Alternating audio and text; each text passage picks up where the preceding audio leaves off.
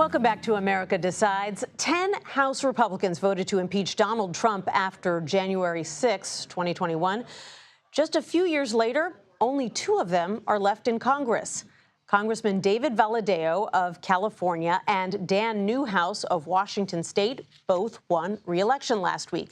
The other 8 lawmakers either lost in 2022 or decided not to run.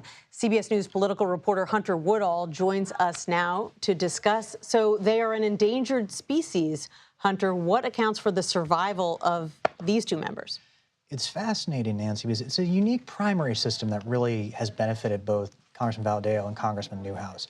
Washington State and California, where they're both from, have a nonpartisan top 2 primary systems. They've been able to advance to the general election, building some of that coalition that shows, why they were able to appeal to both maybe moderates, conservatives, and maybe even Democrats. Now, for Dan Newhouse, he actually defeated a Trump-endorsed Republican in this general election. It was a Republican versus a Republican contest. David Valadao is in a battleground district. He has won close races before. He is projected to have won one again in this election. Let's talk about the Senate then for a second, because there were 7 Senate Republicans who voted to convict Donald Trump back in 2021.